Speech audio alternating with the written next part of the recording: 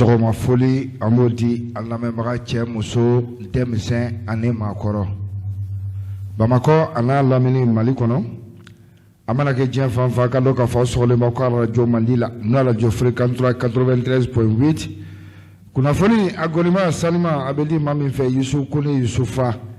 Keriba Samakɛ nɛgɛ kɛrɛfɛ juru Awoyi Tarawele nɛgɛ kanɲɛ 7 ka taa bila kanɲɛ 8 ntɛnɛn ne ka taa gosi sibiri kunnafoni a ti kɛ basi ye ko a n'a bɛ dɛsɛ Keriba Yusufa i ni sɔgɔma ba an bɛ foli di bɛɛ ma nin wagati in na halisa ko maa o maa fili u ka radio Mandi de don 93 murumuru seegin siga t'a la kɛnyɛrɛ radio sabanan min sigira Mali kɔnɔ awɔ Wolofabugu bolibana sugu la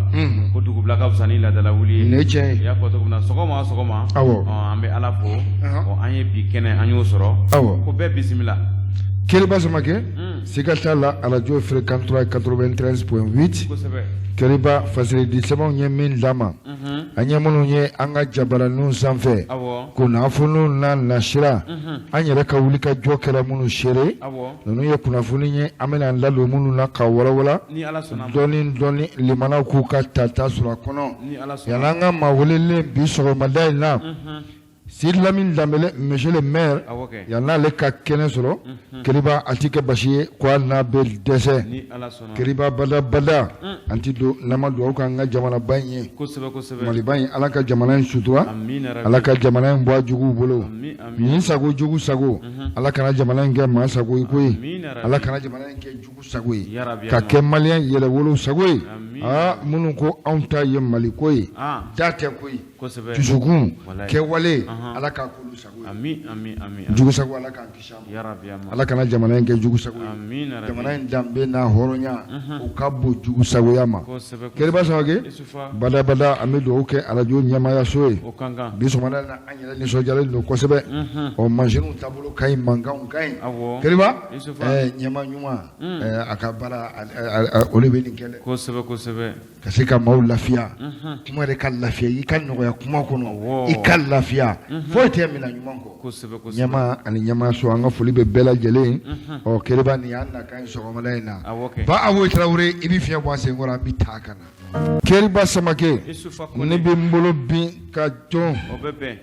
ni ka sama ka bɔ fasilidi sɛbɛn n bolo ɲɛ fɔlɔ bi sɔgɔmada in na an ko a ma le fondement a ka bi bɔli fondement Keriba a fondira koyi Keriba Samakɛ fasilidi sɛbɛn ba bɛɛ ko ne a ko an ka ta kalajan an bɛ yɔrɔ min na ko bi Keriba Samakɛ a ko mun bɛ anw ka jamana ɲɛmaaw la Keriba ni min nana i b'a fɔ ko ko kunu ka fisa bi ye dɛ a ko a siran bɛ jamanadenw na bi a ko n'i y'a ta k'a lajɛ Keriba Samakɛ a ko min n'a bɛ transition n'a b'ale kofɔ bi Malikura min b'o kofɔ yɛlɛma min b'o kofɔ a ko bi a ko i ka dɔn k'a fɔ Asimi Goyita n'ale ye président de transition ye Keriba Samakɛ fasilidi sɛbɛn ko a ko minnu n'u ye coup d'état kɛ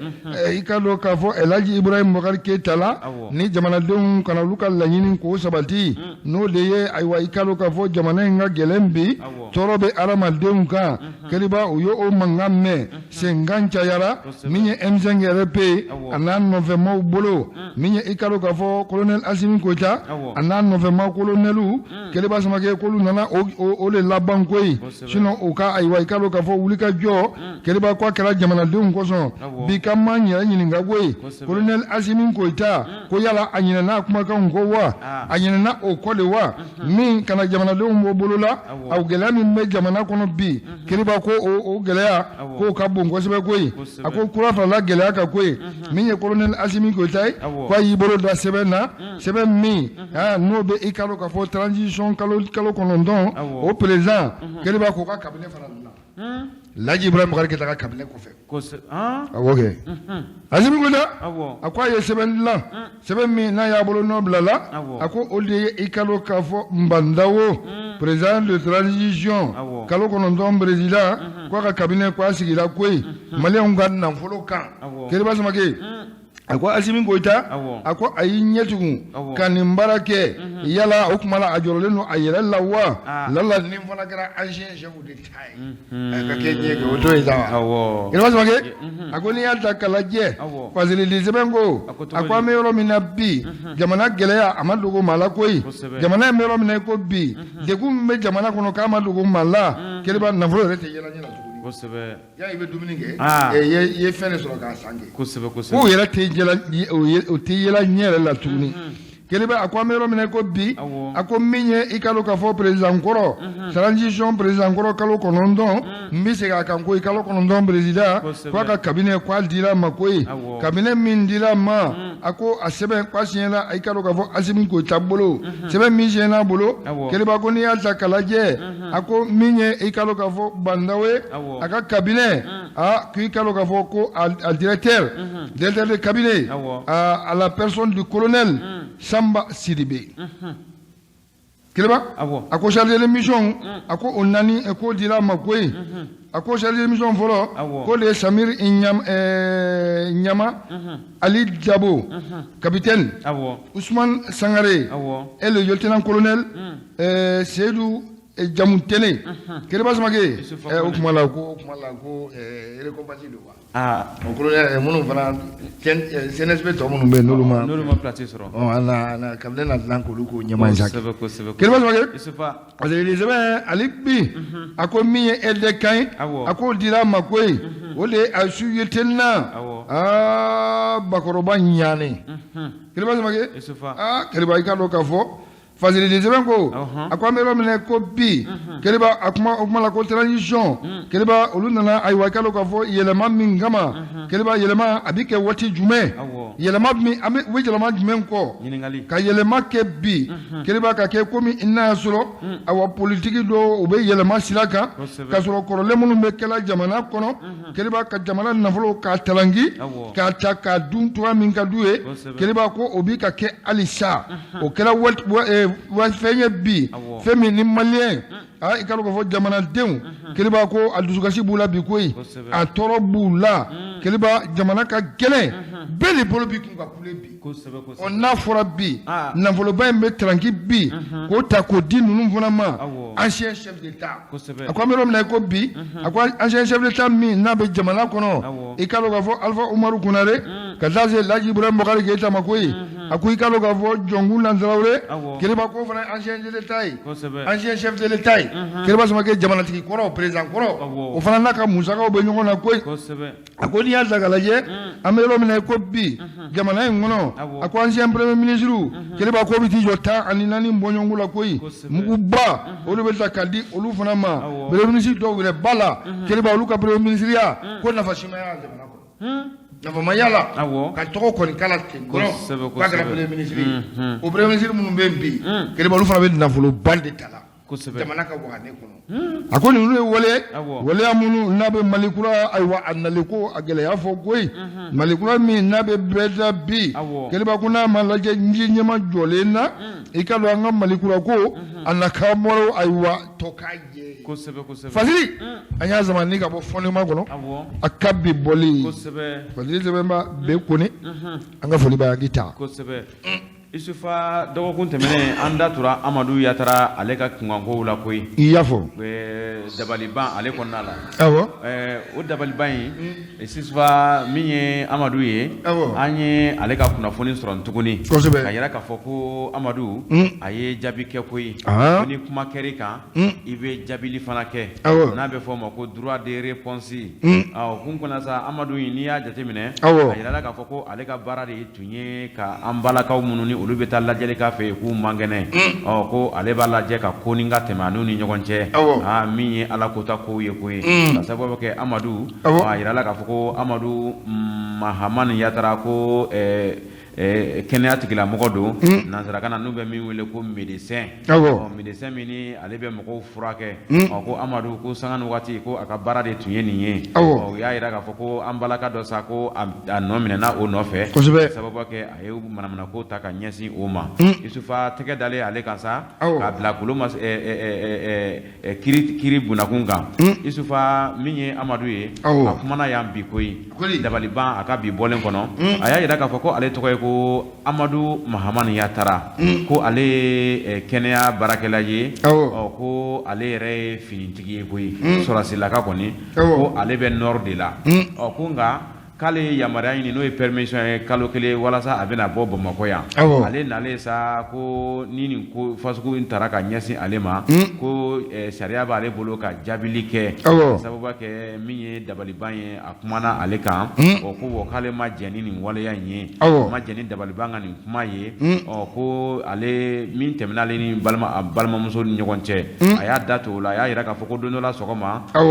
muso in taara ale fɛ yen ni o bɛnna septembre kalo 16 ma san 2000 ni san 21 ko FK o nale ale fɛ yen sa o y'a yira k'a fɔ ko a man kɛnɛ ko bana min b'a la ale ye fura dɔ ta k'a d'a ma médecin ka fura ta k'a di banabagatɔ ma fu falaki o tɛ a y'a yɛrɛ minɛ yan a y'a yɛrɛ minɛ yan fu falaki k'ale y'o ta k'o d'o ma fu falaki ko o taara ko o nana tuguni ko dɔw bɛ ka k'ale kɔnɔ la k'ale y'o kɔnɔw sɛbɛkɔrɔ lajɛ ka disiw lajɛ disi lajɛ ni kɔnɔ lajɛ bɛ ko o ko la Isufa ni nɔminɛli min nana b'o ko la kuma nkalon min ni tiɲɛ bɔlen don n'o dar'i la Isufa i bɔ man di o ko la dɛ nin dun ye Amadu yɛrɛ ka kuma ye koyi fura ninnu dilen a ma sa ko muso an balaka in nalen a y'a yira k'a fɔ ko tiɲɛ la ko ça va pas ale nana ka na pikiri k'a la sisan pikiri wɛrɛ kɛlen a la ale taara k'a fɔ a ye ko a ka taa so ko kɔfɛ k'a bɛ na tuguni n'a ye min jateminɛ o jateminɛ kɔfɛ sa a nana tuguni a nana o y'a sɔrɔ Amadu ale taara Gabriel Touré de la koyi n t'a dɔn a tun ta bɛ min kɛ n'o tɛ e ko k'i bɛ nord la i ye finitigi ye i ye sɔrɔsi ye mun b'i se Gabriel Touré la kalo kelen kɔnɔ la k'e bɛ taa baara wɛrɛ kɛ yen i n'a sɔrɔ a tun taara ci wɛrɛ la yen a nalen sa ale nana sɔgɔma ka sɔrɔ an balaka in u b'ale bara ale taara Gabriel Touré la sɔgɔma nɛgɛ kanɲɛ 18 wagati ale nana ka bɔ Gabriel Touré la ka na so ale nana sɔrɔ mɔgɔ 6 de b'a ka so Isufa o maa 6 ninnu an balaka in b'o la n'o ye banabagatɔ in ye ale ko bɔn k'a bɛ tɔ ninnu t'a lajɛ joona olu ka taa ko walasa ale na fɛrɛ an balaka in kuma o sɛbɛkɔrɔlajɛ kɛlen sa ko an balaka in sɛbɛkɔrɔlajɛlen sa ko o taalen so ko sɔɔni dɔrɔn ko an balaka wɛrɛ nana ka na ale kama ko i binna an ka banabagatɔ kan k'a nana fɔ an ye k'i binna kan ko manamana ko tɛmɛna aw ni ɲɔgɔn cɛ koyi k'ale ko k'ale t'i da don ni manamana kuma fasugu la koyi ko kana n cɛbakɔrɔbatɔ ka nkalon danna nin bɛ Amadu ka kuma de ye koyi ko muso in ko an y'a fɔ a cɛ ye ko an y'a fɔ a cɛ somɔgɔw ye an y'a fɔ a fa fɛnɛ ye ni Ala sɔnna ma an bɛ nin nɔfɛ k'ale fɛnɛ ko bɔn k'a ka d'u ye cogo cogo k'u ka taa kɛ ten ko u fɛnɛ taalen sa u taara polisilakaw ka taa olu kunnafoni polisilakaw olu fɛnɛ wulila ka fɛsɛfɛsɛli la nɛgɛ kanɲɛ 23 wagati ka na ale sigilen sɔrɔ k'ale minɛ a yɛrɛ ɲinɛna ko u nana ka na dɔrɔn ko ka na ale gosi polisilakaw u jogo ma ɲi cogo cogo u tɛ taa baga mɔgɔ ma k'i gosi a ka gɛlɛn Amadu ka kuma ninnu jɛlen tɛ koyi i y'a fɔ polisilakaw k'olu nana Amadu laban b'a yɛrɛ minɛ kosɛbɛ polisilakaw nana k'olu nana k'u firi ale kan ko k'ale ci an kɔni an b'a fɔ o la ko ti tiɲɛ ye polisilakaw bɛ na de u bɛ se ka na fɛsɛfɛsɛli kɛ wuli an ka taa u bɛ se k'o fɔ mais kuma ma tɛmɛ o ɲɔgɔn cɛ ka polisilakaw ɲɛsiranna ye kuma to ye dɛ u t'o kɛ Amadu Yatara u sɔrɔla ka taa n'a ye commissariat u taalen n'a ye commissariat sa u ye a lajɛ k'a yira k'a fɔ ko ɲininkaliw ko k'olu kɛ ka fɛsɛfɛsɛliw kɛ fɛsɛfɛsɛliw kɔnɔna la sa u y'a nin to u bolokɔrɔ yen a nin tolen u bolokɔrɔ yen sa u nana ye k'a fɔ ko tiɲɛ yɛrɛ la ko Amadu ka kuma ninnu ko u tɛ kisɛ kan u sɔrɔla ka a bila tribunal ka bolo kan an bɛ don min na ko bisa Amadu a bɛ bolola yen koyi ko ale kɔni bɛ bolola yan ko tiɲɛ la ko fasodenw bɛɛ bɛ ka nin kuma mɛn ko mɔgɔ si tɛ ka kuma ale Amadu kun ale y'i to bolola ka nin sɛbɛn bɔ a y'i to bolola ka nin sɛbɛn de bɔ o kuma n'o ye droit de réponse ye nin y'a ka droit de réponse de ye n bɛ ka fɛn fɛn fɔ nin bɛɛ de Amadu ka kumakanw ye nka Amadu yɛrɛ ka kumakanw yɛrɛ la Amadu kelen don k'a yɛrɛ minɛ kaban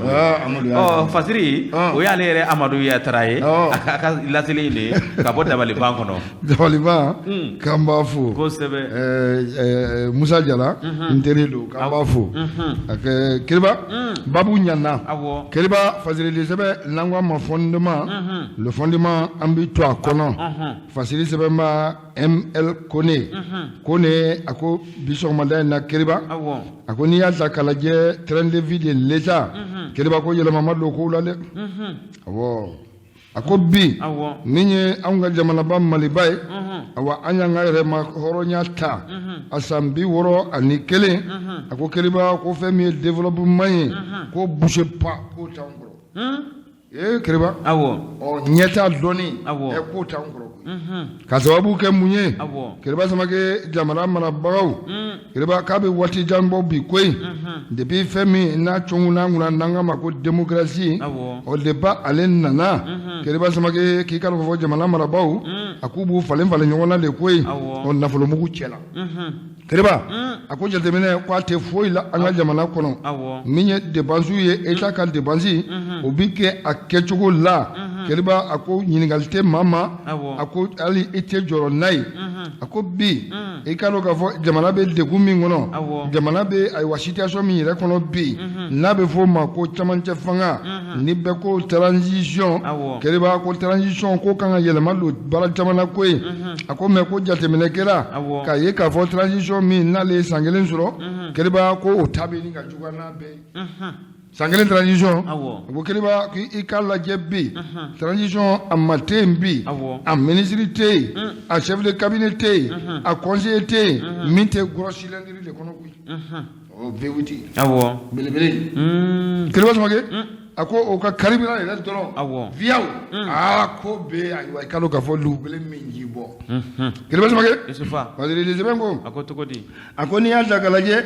bi min ye transition yɛrɛ kɔnɔna ye a ko i ka se an ka cakɛdaw la bi Keriba baara mana ban bɛɛ de b'i ka da kɛ buruburu dɔw yɛrɛ bɛ da yɛlɛlen to télé bɛ marche la radio bɛ marche la kilimu b'a kan courant mɛnɛlen don awa i ka dɔn k'a fɔ ventilo b'a la hali ɲɛgɛn kɔnɔna kilimu bɛ yen Keriba ninnu bɛɛ lajɛlen bɛ to ɲɔgɔn na cɛ yɛrɛ bɛ dulokiba jigin sa ni k'i digi kɔlɔsi cylindre kɔnɔ k'a fiyɛ ka taa gardien bɛ yen wa gardien tɛ yen ale ka mago t'o la daw bɛ tugun wa a tɛ tugun wa Keriba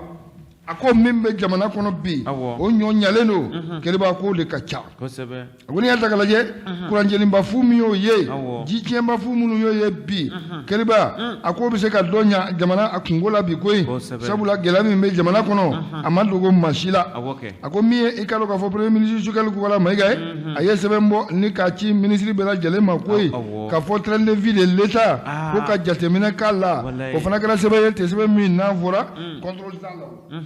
a fɔ sɛbɛn ciw ma k'a fɔ n'i bɛ taa a fɛlɛfɛlɛ ɲɔgɔn fɛ kelen don wa o kɔni o tɛ contrôle t'a la Keriba an ka taama ko de bɛ yen koyi a ko bi ale de sɛbɛn a b'a yɛrɛ ɲininka koyi min ye i ka dɔn k'a fɔ nin transition ye transition de la gestion IBK sans IBK Keriba a ko a transition kɔni a kɛra i n'a fɔ Laji Ibrahima Bubakari Keyita a kɛra komi transition a bɛ komi Laji ka fanga tun bɛ cogo min na san 7 foyi tɛ ka yɛlɛma Keriba ko n'i y'a ta k'a lajɛ i ka dɔn k'a fɔ la cherté de la vie Keriba ko o ɲɔ ɲalen don bi kosɛbɛ koyi ka don sugu kɔnɔ bi a misɛn de bɛ ne yɛrɛ ko ten ko sogo tɛ se ka ɲimi tugun ayi bɛɛ kɛra jɛgɛwusu ni ɲimina jɛgɛwusu de bɛ kɛ bɛɛ kɛ na la kosɛbɛ Keriba Samakɛ parce que sɛbɛn ko a ko n'i y'a ta k'a lajɛ gɛlɛya min n'a bɛ ayiwa sugu kɔnɔnaw yɛrɛ la bi Keriba k'o ye ayiwa ma ɲɛkun bɔ koyi n'i y'o lajɛ i b'a dɔn k'a fɔ ko rien ne va plus foyi de ma ɲi jamana kɔnɔ transition san 1 kɔnɔ a ko i tɛ se k'i bolo da foyi la k'a fɔ ko nin bɛ se ka kɛ lafiya ye jamanadenw ma Keriba an ka tiɲɛ fɔ o fana ye tiɲɛ ye dɛ non an ka tiɲɛ yɛrɛ de fɔ o ye tiɲɛ ye sugu ka gɛlɛn jamana ka gɛlɛn yɔrɔ bɛɛ de ka gɛlɛn transition san kelen kɔnɔ an ma lafiya sɔrɔ koyi lafiya ala kana n'a ye ala ye masa ye a bɛ se ka ko bɛɛ ɲɛnabɔ ala kana lafiya sinon gɛlɛya dan don koyi kiriba sɛlɛli sɛbɛn ko a ko n'i y'a ta k'a lajɛ a ko bi min ye nin minisiri kofɔta ninnu ye n'o ye transition minisiriw ye kiriba olu de kan ka yira jamanadenw na k'a fɔ yɛlɛma min n'a bɛ fɔ ɲɛmɔgɔw da yɛlɛma min ni maliyɛn bɛɛ wulila ka kule n'a ye terrain de vie de l'État ko k'a falen kiriba k'olu kan ka kɛ mafolow ye minnu n'o b'o yira jamanadenw na wa i ka dɔn k'a fɔ ni ɲɛmɔgɔw y'a kɛ cogo min ko siga t'a la jamanadenw b'o kɛ kosɛbɛ ɲɛmɔgɔw mana min kɛ jamanadenw bɛ tugu o kɔ kiriba fasili a y'a sama ni ka bɔ fɔnɔma kɔnɔ a ka bi bɔli MF ko n'an ka foli b'a ye kosɛbɛ an bɛ segin ka na dabaliban kɔnɔ Isufa i n'a fɔ Amadu Yatara ale ka waleya in sanga ni wagati a kumanen k'a fɔ ko ale ye médecin ye min ye conseil régional du district de Bamako ordre des médecins du Mali olu ka ɲɛma ale kumana Amadu a ka nin waleya kan a y'a yira k'a fɔ ko ale ye lettre ci dabaliban ma lettre min n'a cira octobre kalo tile 6 Isufa k'a yira k'a fɔ ko Amadu Yatara a ye min fɔ nin ko a bɛ nkalon a y'a yira k'a fɔ ko dabaliban maaw ko an bɛ nin sɛbɛn in ci aw ma k'a yira u la k'a fɔ ko an ye a mɛn k'a fɔ ko Amadu Mahamani Yatara tɔgɔ dɔ ko a ko ale ye médecin ye ko a ka clinique ko o bɛ Sikɔrɔni ko n'i y'a jate minɛ ko olu ka kunnafoniw sɛgɛsɛgɛli kɔnɔna la u ye wulikajɔw kɛ ko u n'u ka baarakɛmɔgɔw bɛɛ lajɛlen médecin kunda ko u y'a ye k'a fɔ ko Amadu Mahamadu Yatara tɔgɔ tɛ médecin na a tɔgɔ tɛ olu ka liste fosi la fan fɛ ko nin ye gɛlɛyaba ye min a ɲɛsinna olu ma a y'olu médecinakaw k'a y'olu tɔgɔ tiɲɛ ko ni nin fasugu kɛra olu tɛna sigi ten olu fɛnɛ bɛ lettre ci dabaliban mɔgɔw ma u k'a yira diɲɛ la k'a yira k'a fɔ ko Amadu Yatara ko ni fɛsɛfɛsɛli wɛrɛ min bɛ kɛ ko ka kɛ ko médecin tɛ bi médecin tɛ sini ko licence t'a bolo papier t'a bolo min b'a yamaruya k'a fɔ ko a ka kan ka nin baara ninnu kɛ ko a minɛnen don a yɛrɛ ka jogojuguya n'a ka ŋanamu de la ko k'a b'o de jɔ kɔnɔ nin ye ko olu ka maa tɛ bi u ka maa tɛ sini ko ka sababu kɛ k'a bɛ k'i jɔ ko médecin tɔw tulo bɛ nin ko la ko maa tɛ ka wuli k'ale dɛmɛ ko i y'a mɛn mɔgɔ ka wuli k'i dɛmɛ ni mɔgɔ bɛ ɲɔgɔn ɲɛ sira la kɛ i y'i ka ŋanamu sira ta i taara i turu o dingɛ kɔnɔ i bɛ tila k'a fɔ k'i bɛ maa wɛrɛw jalaki o ko la ko nin ko in k'u ka to nin ji la ye ko fɔ k'a latunu koyi ko olu kɔni sen tɛ nin ko la u t'a dɔn u dɔ tɛ min ye CSCOM commune ale président ale de y'a bolo nɔ bila nin lettre la k'a ci dabaliban ma ko k'a yira diɲɛ la Amadu n'a kungo bɛ ɲɔgɔn na sisan kɔni babu jɛra kosɛbɛ lɔgɔkun tɛmɛnen i ye babu kalan Amadu ka jaabi o kalanna médecin fana y'a jaabi cogo min o kalanna babu jɛra